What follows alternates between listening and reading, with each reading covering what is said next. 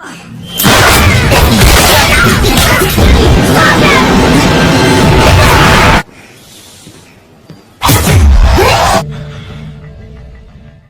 awal film diperlihatkan acara pekan raya di Ohio, Florida, Amerika Serikat.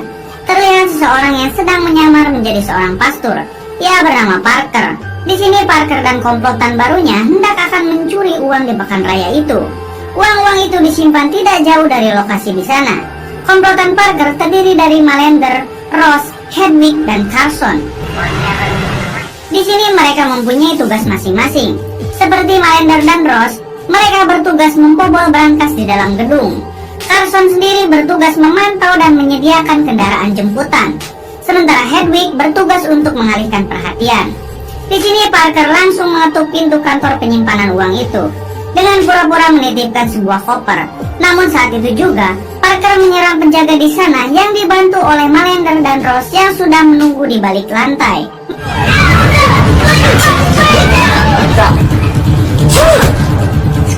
Mereka dengan mudah dapat mengendalikan keadaan dan mengambil semua uang yang ada di brankas.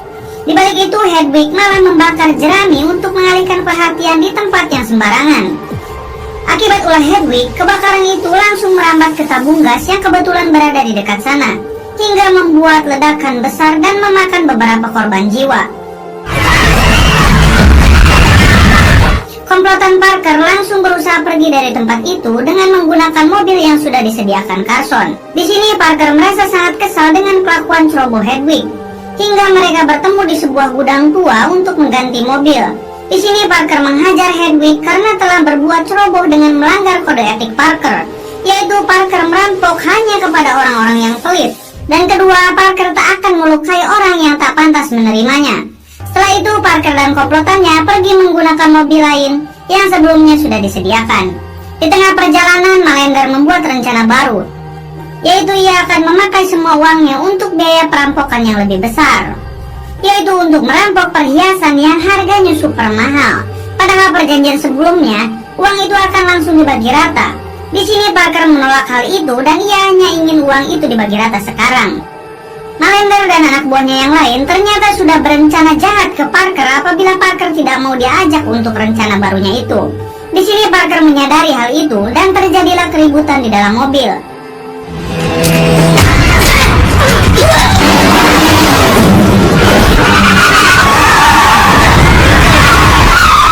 Hingga Parker tertembak dan terlempar keluar dari mobil. Di sini Malander meminta Hedwig untuk memastikan kalau Parker benar-benar sudah tewas dengan menembaknya sekali lagi.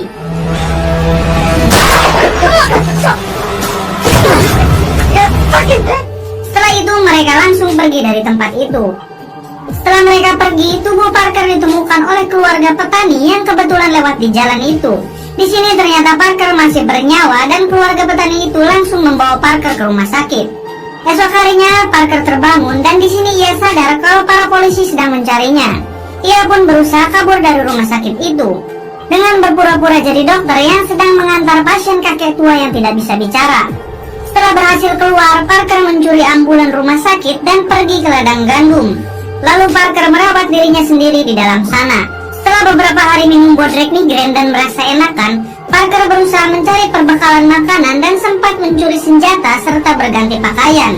Lalu Parker mencuri mobil lagi yang terparkir di sana. Di perjalanan, Parker menghubungi seseorang yang bernama Tuan Norte untuk mengganti semua identitasnya. Setelah itu, Parker berhenti di sebuah koperasi simpan pinjam untuk merampok uangnya.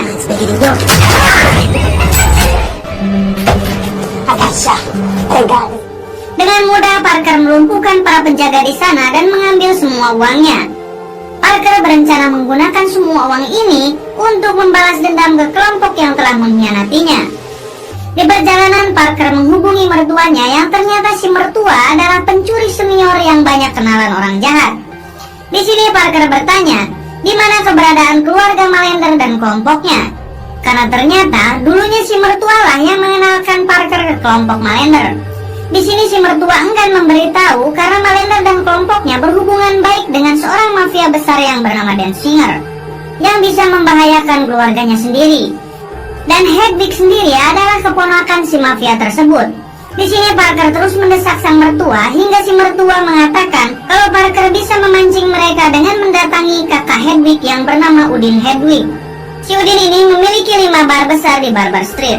Setelah itu, dengan mobil curian baru, Parker langsung menuju ke sana. Malam harinya, Parker tiba di bar milik si Udin. Di sini Parker menghajar anak buah Udin lalu masuk menemui Udin.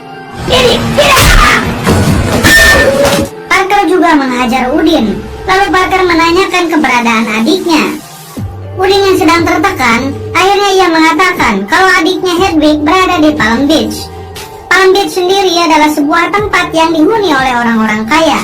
Setelah itu Parker menghubungi istri dan mertuanya agar cepat meninggalkan rumah esok hari. Karena keponakan Udin dan Hedwig, yaitu Dan Singer, si mafia besar, pasti akan memburu mereka. Di balik itu Hedwig dan komplotannya sangat panik ketika mereka mendapat kabar dari Udin kalau Parker masih hidup dan akan memburu mereka. Di sini Malender sangat marah ke Hedwig karena Hedwig dulu tak memastikan Parker benar-benar mati. Namun Hedwig menenangkan Malender kalau keponakannya Dan Singer dan kakaknya pasti akan membunuh Parker dengan mengirim pembunuh bayaran terbaik mereka. Esok harinya Cleary, yaitu istri Parker dan si mertua, hendak kabur dari rumah mereka. Di sini si mertua akan menjemput dulu ibu Cleary. Ketika Cleary seorang diri di rumah, tiba-tiba datang pembunuh bayaran suruhan Dan Singer. Beruntung Cleary langsung menyadari hal itu dan berusaha keluar lewat jendela. Cleary juga menusuk ban mobil orang itu lalu kabur. Di perjalanan Cleary menghubungi Parker dan mengatakan keadaan di sana. Di sini Parker menyuruh Cleary untuk bersembunyi di sebuah pantai yang menurutnya tempat itu tempat yang paling aman. Singkat cerita, Parker bertemu si mertua. Di sini si mertua menyuruh Parker untuk tenang dan tidak usah berbuat onar lagi. Bahkan si mertua akan mengganti uang bagiannya yang dulu tidak diberikan oleh Malender, yaitu sebesar $200.000. Namun di sini Parker menolak hal itu dan akan tetap memburu Malender dan kelompoknya. Bahkan Parker sudah punya rencana untuk datang ke Palm Beach dengan identitas palsu sebagai Daniel Vermeer, anak bos kilang minyak yang akan membeli rumah di sana tanpa melibatkan nama aslinya. Adegan berpindah ke Palm Beach, sebuah hunian untuk orang-orang kaya di sana. Di sini kita diperkenalkan seorang rondo yang bernama Leslie. Si Leslie dan ibunya saat itu sedang mengalami masalah finansial. Leslie sendiri bekerja sebagai sales untuk menjual rumah-rumah di Palm Beach. Di tempat kerjanya, Leslie sedang santet karena cicilan NMAX-nya sudah nunggak beberapa bulan dan akan ditarik leasing.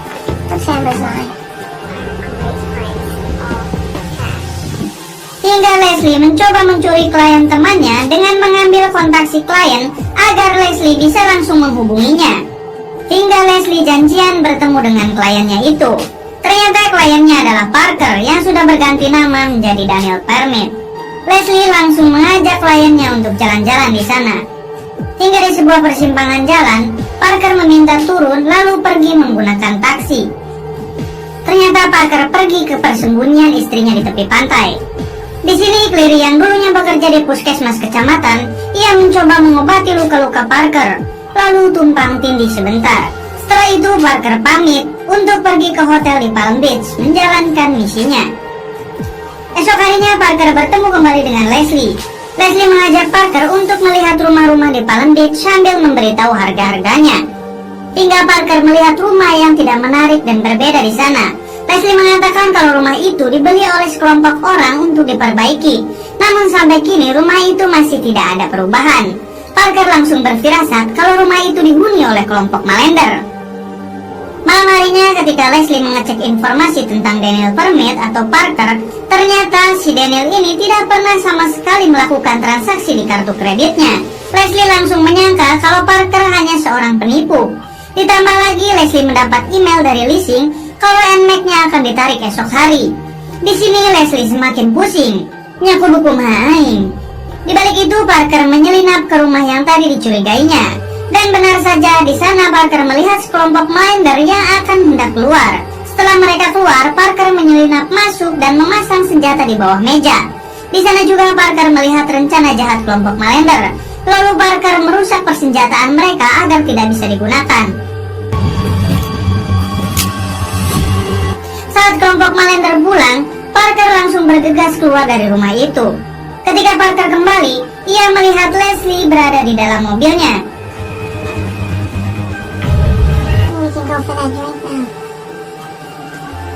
Di sini Leslie membuka kedok Parker, bahkan Leslie tahu kalau Parker akan melakukan perampokan. Namun bukannya melapor polisi, Leslie malah ingin ikut merampok bersama Parker karena Leslie sedang sangat membutuhkan uang. You know, everything you did in the car today was... I'll travel a lot, not from the business place, but every time.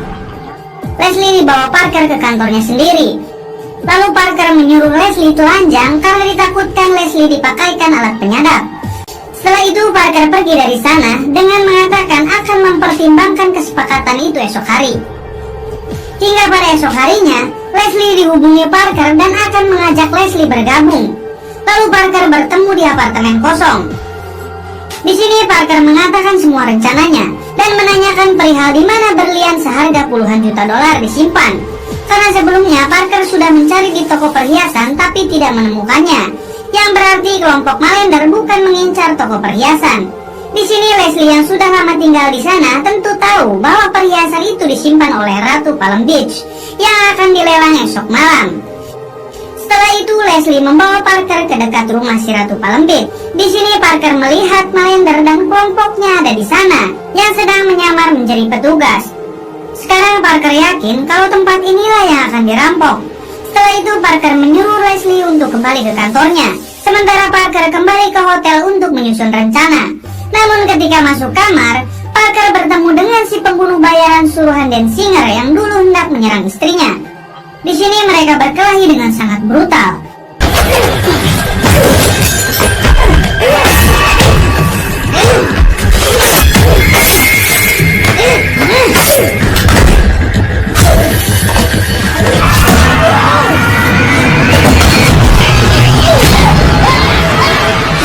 Hingga pada akhirnya Parker berhasil membunuh orang itu dengan menjatuhkannya dari atas balkon hotel.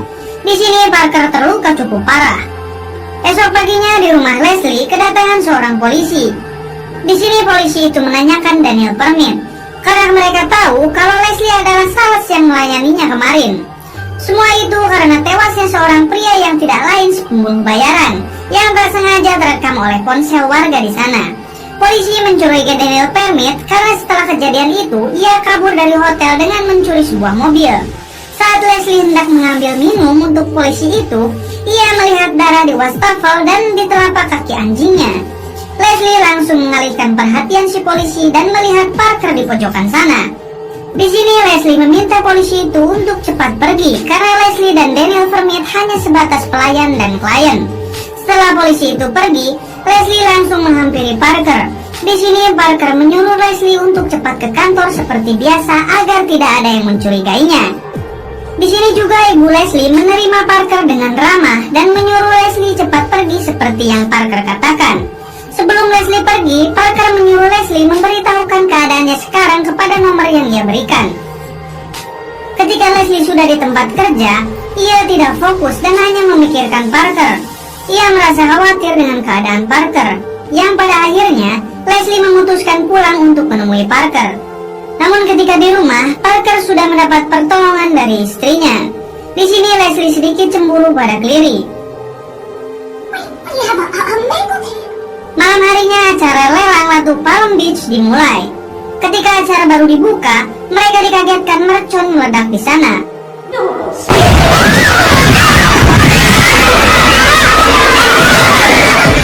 Hingga membuat orang-orang berhamburan. Kemudian Malender dan dua temannya berusaha masuk dengan menyamar menjadi seorang pemadam kebakaran. Di sini mereka langsung menggasak semua perhiasannya. Setelah itu mereka berganti pakaian dengan pakaian renang untuk kabur melalui jalur air. Seperti biasa, Hedwig yang bertugas mengalihkan perhatian, ia mengendari perahu bootnya menuju area terlarang, hingga membuat para polisi di sana sibuk berusaha mengusirnya. Sehingga Malender dan rekannya dapat dengan mudah untuk kabur. Di balik itu, Parker menuju rumah kelompok Malender dan bersembunyi di sana menunggu mereka pulang. Tak lama dari itu, Malender dan kedua temannya datang membawa hasil rampokannya. Di balik itu, ternyata Leslie datang karena merasa khawatir dengan Parker.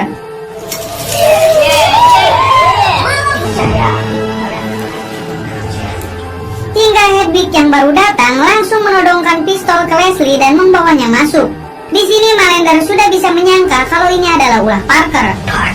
Malender memerintahkan yang lain untuk mengecek seisi rumah sambil berteriak mengancam akan membunuh Leslie. Di sini Parker berhasil membunuh Ross. Mereka mulai panik ketika salah satu temannya tidak kembali, yaitu Ross. Ross!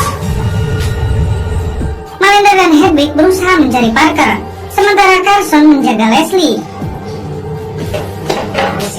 Hingga Leslie menembak pistol di bawah meja. Di sini Malender berhasil menemukan Parker hingga mereka saling membunuh.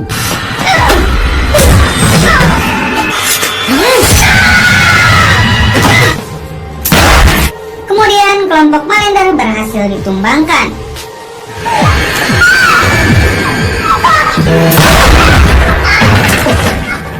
Lalu Parker dan Leslie keluar dari sana dengan membawa semua perhiasannya. Di mobil, Parker menyuruh Leslie untuk menyimpan semua perhiasannya di ruang ventilasi kantornya. Setelah semua mereda, Parker akan menyuruh orang untuk mengambil dan menjualnya. Namun akan membutuhkan waktu yang cukup lama. Di sini Parker hanya mengambil $200.000 saja, sementara sisanya akan diberikan ke Leslie dan keluarga petani yang dulu pernah menolongnya. Semenjak itu mereka di sini berpisah.